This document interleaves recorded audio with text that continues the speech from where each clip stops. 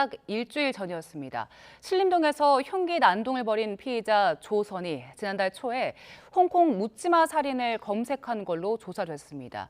오늘 오전에 검찰에 구속 송치가 됐는데 조선은 계획 범행이었다 이렇게 시인했습니다.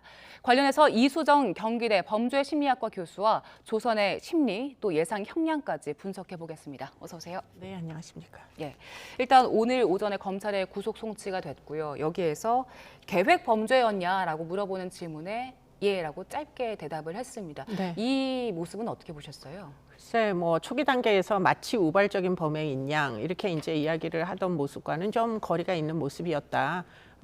뭐 언론에 자신의 입장을 짧게지만 뭐 솔직하게 이제 표현을 한 것으로 보인다. 태도의 변화가 틀림이 없다. 이런 예. 생각이 듭니다. 네. 네. 이번 범죄 두고 그 홍콩 묻지마 범행을 지난달에 있었는데 이걸 또 그 지난달에 검색을 했었더라고요. 네. 홍콩 묻지마 살인을 사실 많은 분들이 잘 모르셨을 것 같은데 이게 어떤 거였습니까? 네, 저도 뭐 지금 이번 그 사건으로 인해서 한번 검색을 해봤는데 6월 달에 발생했던 예. 최근에 발생한 사건으로 알려지고 있고요. 저 이제 홍콩에서 있었던 사건은 지금 이제 쇼핑몰에서 일어난 겁니다. 네. 지금 이번 사건은 이제 신림역에서 일어난 거고요. 그렇기 때문에 어떻게 보면은 사람들이 밀집한 그런 공공 장소에서 일어난 사건이다라고 치면 네. 두 사건이 굉장히 흡사한 이제 부분이 있고요. 그리고는 흉기를 미리부터 준비하지 않고 지금 사건 직전에 구매를 해서 훔쳤죠. 네, 뭐 홍콩 사건의 경우에는 범행 직전에 쇼핑몰 내에서 구매를 한 거고 예. 지금 신림 사건은 이제 그 마트에서 뭐 편취를 해서 택시를 타고 현장까지 이동한. 근데 이제 비용을 하나도 지불하지 않아서 좀 문제가 있던 이런 이제 좀 약간의 차이가 있지만 상당 부분 흡사한 것들로 봤을 때 지금 이제 그 홍콩 사건과 지금 이번 사건이 가장 큰 차이가 하나 있는데요. 네. 홍콩 사건의 경우에는 조현병 뭐 그 환자가 이제 저지른 범죄여서 네. 아마도 편집성 피해 망상이 있는 그런 이제 조현병이었던 것 같은데요. 예. 그런 이제 그 정신질환에 의한 저 묻지마 이제 폭력 사건의 경우에 당시에 이제 문제가 논쟁이 됐던 건 심신미약과 연관된 형사 책임 예. 문제였습니다. 그런데 지금 이번에 이제 조선의 경우에는 정신병력이 전혀 없어요.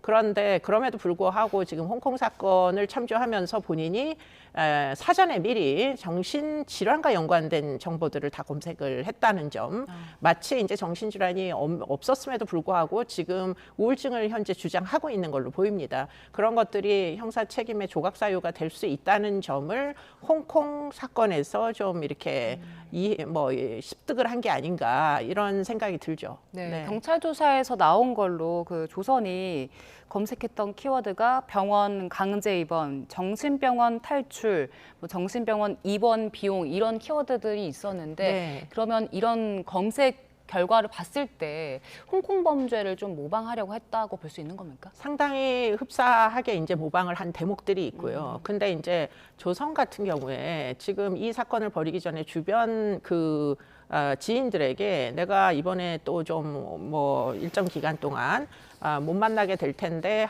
한두 달 좀 떨어져 있게 될 것 같다 이렇게 얘기를 했다거든요. 그러고 이제 조선 같은 경우에 지금까지 전과가 굉장히 많은데 사실 그것으로 징역형을 오래 받은 적이 없습니다. 기껏 뭐 1년에서 한 2년 정도의 뭐 어떻게 보면 격리 기간 밖에는 없었던 것 같아서 이번에도 한 1, 2년을 구속되어서 살다가 뭐 만약에 정신질환을 주장하면 예컨대 국립법무병원이나 이런 데 입원을 했다가 탈출할 계획을 세웠던 건 아닌가 그런 생각이 드는 내용이 아닌가 그런 뭐 짐작도 충분히 해볼 수 있을 정도로 지금 검색 내용이 무엇을 생각하고 있는지 상당히 일관성 있게 그 키워드 안에 조선의 이제 범행을 일으키기 전 생각들이 다 기록이 남아 있다. 이 점이 아마도 결국에는 경찰에서 자백을 할 수밖에 없는 그러한 이제 경위가 아니었을까 이런 것들 짐작하게 됩니다. 네, 지금 교수님 말씀해 주신 대로 또 이번에도 뭐 1, 2년 정도 살고 나올 것이다라고 생각했다는 건 사법 체계에 대해서 뭐 두려움이나 이런 걸 전혀 갖고 있지 않았던 것 같네요. 네, 뭐 지금 그 대목이 사실은 이 상습 범죄자들에 대하여 우리나라의 사법 제도가 이제 제일 크게 고민해야 될 지점이다. 처벌을 두려워하지 않는 범죄자들이 탄생하기 시작했다는 거고요. 예. 그런 연유에는 아주 어릴 때부터 이 사람 소년 사법제도를 거쳤는데 14번이라는 이제 소년 보호 처분을 받고도 뭐 전혀 갱생되지 않은 채 사실은 소년 보호 처분은 처분의 이제 그 자유를 박탈하는 기간이 굉장히 짧습니다. 예. 들락날락 계속 한 거죠. 소년범으로 14번 14번. 들어갔죠. 네. 소년원을 갔던 이제 그 적이 있다고 하는데 소년원을 가도 기껏해야 1년 한 2개월 정도밖에는 수용되어 있지 않다 보니까 아마도 이 사람은 처벌이라는 건 뭐 잠깐 살다 나오면 되는 거 아니냐 이런 식으로 굉장히 형벌을 경시하는 이런 태도를 보이면서 그게 예. 아마도 범죄 행위를 반복하게 만드는 일종의 촉매 같은 역할을 한 거 아닌가 이런 생각이 들어서 형벌의 무력함을 이제 시사하는 이런 징후다 이렇게 보이겠습니다. 예, 그러기도 했고요. 그 범행 전날에 본인의 휴대전화 초기화시키기도 했고요. 또 컴퓨터를 망치로 부수기도 했는데 이런 행동에 어떤 의도가 깔리는 겁니까? 그러니까 두 가지 의도가 있을 것 같은데 하나는 증거를 인멸하겠다 이런 생각도 있었던 것 같지만 또 한편으로 곰곰이 생각해 보면 교도소를 갈 것이다 당분간 갈 것이다라는 걸 지인에게 얘기를 하다 보니까 자기가 사용하던 것을 일단은 정리를 하고 또 정리를 하려고 했던 또 다른 사실 중에 하나는 할머니께 인사를 간 거예요. 그러다 보니까 이 범행을 저지르기 전부터 무슨 일을 할지를 예견하면서 움직인 그런 이제 경로가 아니냐 이런 걸 추측을 하게 되죠. 조선이 했던 얘기 중에서 오래 전부터 살인 욕구가 있었다 이런 얘기가 있었잖아요. 뭐 네. 아직 그 살인을 결심하게 된 구체적인 시점은 파악이 되지 않았지만 시점이 궁금합니다. 왜 이때 살인을 저질렀을지 오랫동안 이제 결심을 해왔고 준비를 해왔던 겁니까, 그냥? 그러니까 이제 지금 이 사람의 입을 통해서 나오는 말은 100% 믿긴 좀 어려워요. 이 사람이 아마도 추정컨대 사이코패스일 개연성이 되게 높고 그리고는 사전에 미리 이제 자기의 존재감을 드러낼 만한 이벤트성 이제 사건을 공공장소에서 저지르려고 이제 계획을 했던 것은 틀림이 없는데 네. 그게 이제 뭐 살인에 자기가 무슨 뭐 판타지가 있다는 둥 뭐 사람을 죽여보고 싶었다는 둥 이런 식의 이제 과도하게 자기를 이렇게 피력하려고 하는 그 있는 모습보다 훨씬 더 과장되이 자신을 보여주려고 하는 욕구는 일반적으로 사이코패스들이 이제 보이는 뭐 일종의 이제 과도한 자존감 이런 이제 어떤 기준이 있어요. 네. 그러니까 부풀려서 훨씬 더 자기의 이 이제 열등 감을 느낄 정도로 뭐 아무것도 아닌 자신의 모습보다 훨씬 더 부풀려서 나는 악마와 같다 이런 이제 모습을 언론에다가 보여주고 싶어하는 욕망 이런 것들이 틀림없이 한편으로는 있었을 것 같다 이런 생각을 하게 됩니다. 이 사람 사실은 또래에 비하여 본인 스스로도 이야기했지만 네. 상대적으로 굉장히 취약함이 많은 사람이었던 것 같고요. 그 핸디캡을 극복하는 방법이 결국은 극단적인 반사회적인 행위였던 것으로 예. 보인다. 그렇기 때문에 이 사람이 살인 운운하는 내용은 결국에는 뭐 정말 무슨 살인에 대하여 판타지가 있고 이런 거보다는 사실은 뭔가 되게 크게 사고를 치고 싶다. 그래서 나도 나를 무시하는 내 이제 지인들 같이 비행을 저질렀던 그런 또래들에게 본때를 한번 보여주고 싶다. 이런 식의 반사회적인 욕망을 시사하는 언급이 아니냐 이렇게 이제 생각이 되죠. 예. 본인을 좀 이제 가장하려고 네, 부풀리려고 하는 이런 의도들이 깔린 범죄라면 지금 지난주 금요일에 범죄가 일어난 뒤에 일주일 내내 사실 언론에서 이 얘기를 다 하고 있잖아요. 그렇습니다. 이런 보도들도 좀 영향을 더 주겠네요. 어쩌면은 이게 이 조 씨가 원했던 결과물일 수도 있어요. 정말 뭐 모든 국민이 다 알게 됐잖아요. 저 사람의 존재를. 그렇기 때문에 이 사람이 4명이나 사상을 내고선 도망가지 않고 예. 계단에 가만히 앉아가지고 경찰이 올 때까지 기다리고 있었던 살짝 모습은 웃는 모습도 좀 보이더라고요. 그렇습니다. 뭐 뜻한 바를 다 이루었다는 식으로 만족한 모습을 보였던 이유는 그 이후에 체포돼요. 이렇게 언론이 그냥 다 뒤집어져서 조선이라는 사람을 이렇게 보도를 많이 하는 이 결과물을 어쩌면 그걸 계획했을지도 모르겠다. 그런 생각을 하게 되는 거죠. 네, 그리고 사이코패스 검사 말씀하셨는데 일단 25일에 처음 하려고 했는데 그때는 감정이 복잡해서 네. 안 한다고 거절을 했고 네. 26일에 이제 진행됐고 종료가 된 상황이죠. 네. 처음에는 왜 거절을 했던 걸까요? 그러니까 이 사람의 이제 이런 사람들의 수사 단계에서의 태도는 어떻게 보면 상황에 대한 통제권을 본인이 갖기를 원해요. 그렇기 때문에 자기가 어떤 의사결정의 권한을 가지려는 그런 노력들 끝에 사실은 경찰의 수사의 시도도 거절을 하고 자기가 스케줄을 정하고 그러면서 뭐 이유, 턱도 없는 이유, 감정이 복잡해서 예. 못하겠다. 이게 말이 사실 안 되잖아요. 나중에 결국 재판할 때 저런 식으로 수사를 방해하는 게 자신에게 불리하게 양형으로 이제 작동을 할 건데 그런데 그 프로파일러들이 프로파일러들의 제안에 수능적으로 대응하지 않고 예. 자기가 결국에는 거절했다가 또 받기도 하고 본인이 스스로 뭐 검사를 받기 전에 나 사이코패스다 이렇게 얘기하기도 하고 예. 그런 걸 보면 참 터무니없이 상황을 뭐 여전히 자기가 주도하고 있다라고 느끼고 싶어하는 욕망 이런 게 있나 보다라고 생각할 수 있는데 문제는 이런 종류의 거부적인 태도도 사이코패스 성향 중에 하나이기 때문에 평가의 기준이 충분히 될 수 있다. 그렇기 때문에 뭐 이 사람의 입에 의해 가지고 이 사람의 태도에 의해 가지고 평가 결과가 이랬다 저랬다 하지는 않을 것이다. 그런 얘기를 드릴 수 있겠죠. 네, 이 검사 결과 나오려면 이제 며칠 더 걸릴 텐데 교수님께서는 어떤 결과 나올 걸로 예상하세요? 뭐 지금까지 이제 사이코패스 평가를 받았던 많은 강력 범죄자들에 비하여 이 사람의 이제 범죄력이나 뭐 이런 여러 가지 문제 행동이 절대 경하지 않기 때문에 점수가 꽤 높이 나올 것 같다. 뭐 최소한 25점이라는 기준은 훌쩍 넘을 것 같다. 이런 예상을 하게 되죠. 예.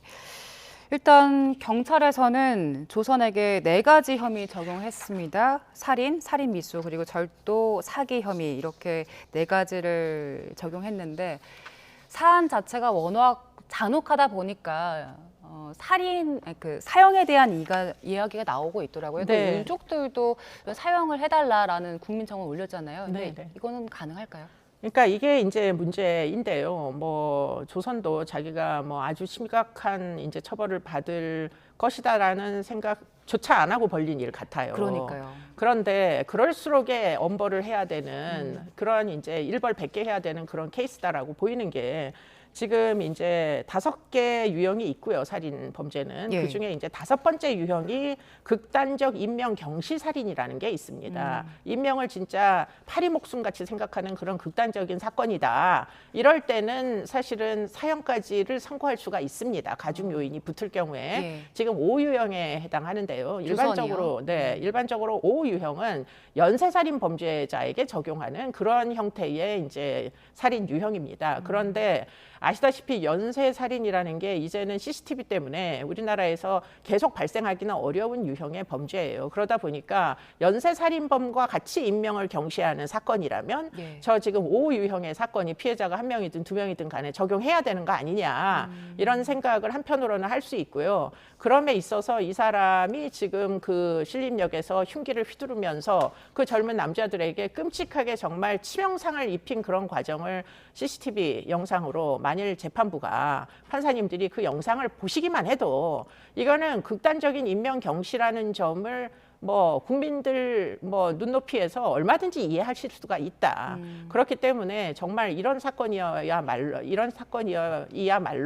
정말 일벌백계 해서 비슷한 이제 살인 예고 같은 건 하지도 못하게 만들어야 그래야 지금 되는 단계에 와 있는 거 아니냐 이런 생각들을 하게 됩니다. 네. 이제 형량 결정되는 걸 딱 봤을 때 일단 가중 요소가 있고 경감 요소가 있을 거 아니에요. 그렇습니다. 근데 저희가 네, 계속 네. 얘기하고 있는 뭐 계획 범죄라든지 잔혹성 같은 거 보면 형량이 가중될 네, 거지만 가중될 수 있죠. 지금 네. 조선 입장에서는 좀 심신유약을 주장하는 것도 있잖아요. 이 부분은 좀 받아들여질 수 있겠습니까? 그러니까 이제 그 대목이 이제 이 조선이란 사람이 예. 정신병원을 검색한 이유가 되는 건데요. 홍콩 사건의 경우에는 아까도 말씀드린 대로 심신미약이 인정될 만한 예. 조현병이라는 질환을 가지고 있었고요. 그런데 이제 조선의 경우에는 지금 지난 10년 동안 정신 질환으로 치료를 받은 경력이 의료 기록이 하나도 없습니다. 예. 그럼에도 불구하고 지금 이제 수사 단계에서 우울증을 주장을 하고 있어요. 그 얘기는 이제 없는 질환이라도 만들어서 형사 책임을 좀 조각해가지고 어떻게든 사형을 피해 보겠다, 엄벌을 피해 보겠다 이런 의지가 너무 분명하게 지금 드러나는 그런 시도로 보이는데요. 그럼에도 불구하고 지금 뭐 얼만큼 엄벌을 할 거냐, 얼만큼 형사 책임을 제대로 지게 할 거냐 그런 것들이 이제 앞으로 우리가 예의주시해야 될 대목이다 이런 생각이 듭니다. 예. 조선이라는 사람은 사실 그 이전에 살았던 삶을 봤을 때 얼마든지 다시 재범을 저지를 거다라는 걸 저희가 예측을 할 수 있잖아요. 그렇죠. 네. 이런 사람들에 대해서 좀 제대로 된 치료적인 개입 같은 게 좀 필요하다라는 주장들도 나오고 있던데 교수님 입장 어떠세요? 네, 뭐 치료적 개입 말이 참 그 아름다운 그 내용이에요. 뭐 그런데 문제는 이 사람이 사실은 치료가 쉽지 않다라는 사실을 보여주는 뭐 범례다 이렇게 봐도 과언이 아닌 것이 소년 사건은 대부분 선도가 목적이에요. 예. 정말 치료적 개입을 하려고 노력을 하는 사법 시스템으로 구성이 돼 있는데 14번을 지금 소년 사법 체제를 들락날락 했음에도 불구하고 전혀 갱생이 되지 않은 채 성인 범죄자가 돼서 20살 때도 묻지마 폭행을 해가지고 술집에서 밑도 끝도 없는 사람들을 상해를 입힌 사건이 예. 있었거든요. 그때 엄벌을 했어야 되는데 그러면 이번 사건이 터지지 않았을 텐데 그게 좀 아쉬운 부분은 있으나 예. 그러나 어찌되었든지 간에 치료 사법적 철학이 구현이 되려면 정말 많은 노력을 해야 됩니다. 사람이라는 게 그렇게 쉽게 변하는 이제 대상이 아니어가지고 전문가들도 개입이 많이 돼야 되고 그리고는 아주 일찍부터 전문가적인 치료 개입을 해야 되고 그런데 그 시스템이 지금 우리나라는 아직도 참 너무나 갈 길이 멉니다. 그렇기 때문에 만약에 정말 치료 사법적인 어떤 접근을 원하신다면 지금 전반적으로 형사 절차뿐만 아니라 소년 사법제도 전반을 다 뜯어 고쳐야 된다. 선도 목적으로. 예. 그렇기 때문에 그냥 한두 번 무슨 치료 프로그램 운영해가지고 이 심성이 갱생이 될 것이냐 제가 볼 때는 매우 어렵다 이런 생각이 듭니다. 그러면 어떻게 처분하는 게 일단 그 사회적인 차원에서는 가장 좋은 방법이라고 보십니까? 일단은 1차적으로 엄벌해야 된다. 엄벌. 뭐 재판부에서 어떤 형이 나올지는 알 수 없지만 지금 임명 경시를 하는 것이 너무 분명한 이런 CCTV의 영상을 놓고도 마치 뭐 한 명밖에 안 죽였으니까 한 명밖에 안 죽이니까 무기징역도 내기가 어렵다 이런 식의 태도로다가 형량을 정해가지고는 이 조선을 보고 이 반사회적인 동기를 답습하는 또 이 살인 예고를 하는 사람들의 비슷한 범죄를 맡기는 현재로서는 무지하게 어렵다고 예상을 좀 하시고 예. 책임감을 느끼시고 재판을 좀 임해 주셨으면 하는 그런 이제 안타까움이 있습니다. 예. 조선의 범행 이후에 온라인상에서 굉장히 비슷한 범죄 예고글들이 많이 올라왔어요. 그렇습니다. 여러 건 올라왔고 실제로 그 글을 올린 20대 남성은 어제 밤에 구속이 됐거든요. 네. 일단 20대 남성은 어떤 사람이었습니까? 뭐 지금 글을 뭐 20명의 여성을 이제 어떻게 하겠다, 예. 흉악범죄를 저지르겠다 이렇게 예고를 해가지고 굉장히 난리가 났던 그런 상황이고요. 그런데 이제 정말 모방범죄를 생각하고선 글을 올리는 건지 예. 아니면 지금 이제 혐오가 온라인상에서 굉장히 심각합니다. 이게 여성에 대한 혐오를 네, 말씀하시는 거죠? 여혐이든 남혐이든 온라인상에서 그 이제 경쟁이 워낙 심하다 보니까 그래서 그냥 충동적으로 올린 글인지 그런 것들은 좀 경위를 확인해 볼 필요는 있고요. 네. 그러나 이제 뭐 그냥 단순한 글을 올리는 경우하고 지금처럼 저렇게 뭐 어디에서 누구를 특정을 해가지고 어떤 흉기로 어떻게 죽일 거다 이런 식으로까지 아주 구체적으로 그렇게 해서 이제 예고를 하는 글을 올리게 되면 이런 글은 사실은 삭제를 나중에 했다손 치더라도 처벌받게 됩니다. 형사처분 받게 되고요. 예. 어느 정도로 구체성이 있느냐에 따라 가지고 심할 경우에는 징역형도 나올 수 있을 정도로 지금 흉기를 이용해 가지고 협박을 하는 이런 협박죄의 경우 온라인상에 한다손 치더라도 예. 7년 이하의 징역 1,000만 원 이하의 벌금까지 줄 수가 글만 있어가지고요. 올려도요? 네, 글만 올려도 그렇기 때문에 지금 이제 뭐 건건이 다 좀 차이가 있겠지만 지금 이렇게 구체적인 정보를 막 올리면서 위협적인 이제 시도를 하는 경우에는 사실은 매우 엄중하게 처벌을 해야 된다는 생각을 할 수 있죠. 이 20대 남성은 글 올리고 그 흉기를 구매했다가 일단 결제를 취소하긴 했지만 구매를 했었잖아요. 근데 실제로 구매까지 한다면 그 혐의는 더 무거워집니까? 그렇습니다. 지금 구매를 하고 나름대로 아주 구체적 계획을 그 글 속에 올렸기 때문에 지금 이 사람 같은 경우에는 좀 징역형이 나올 수 있는 어떤 수위에 있지 않을까 이런 걸 예상하게 되고요. 그리고는 이제 뭐 이렇게까지 심각하지 않더라도 이런 글은 함부로 올리시면 안 되고요. 예. 정보통신망법 상에 보면 불안감을 조성하는 단순한 글이라도 처벌을 받으실 수가 있어요. 1년 이하의 징역까지도 처벌을 받을 수가 있어요. 그렇기 때문에 함부로 이런 글을 올리시면 사이버 수사대가 틀림없이 찾아내서 처벌을 할 수가 있다라는 점을 좀 인지하셨으면 좋겠습니다. 예, 뭐 네. 일단 신림역 관련해서 이 관련된 그 살인 예고글도 여러 건 올라왔지만 울산에서는요 50대 남성이 정비소에 찾아가서 둔기로 유리문 깨고 또 직원들을 위협한 사건이 있었는데요. 이유를 봤더니 차량 수리비 때문에 불만을 가지고 이제 살인도 예고하고 그랬더라고요. 네, 뭐 이런 사건 사실은 지금 당분간 많이 일어날 것 같아요. 뭐 지금 모방 범죄입니까 이것도? 뭐 수법을 모방을 해야 모방 범죄인데 이런 사건들은 대부분 이제 화풀이성으로 쟤도 저렇게 하는데 나라고 이렇게 못하느냐 이런 어떻게 보면 분풀이 범죄라서 모방 범죄라고까지는 이야기할 수 뭐 어렵지만. 문제는 이제 이런 이제 조선의 행위로 인해 가지고 아 우리나라 법이 대단히 허술하구나 하는 것이 이제 전염되듯이 감염이 돼서 지금 이런 사건들로 이어진다면 큰 사회적 불안이 있을 수 있습니다. 그렇기 예. 때문에 이번 참여라도 꼭 모두 찾아가지고 엄벌을 하시고요. 이렇게 무차별적으로 사람들을 폭력 행위의 대상으로 삼는 경우에는 아주 체포하셔서 엄벌하셔야 됩니다. 예, 교수님.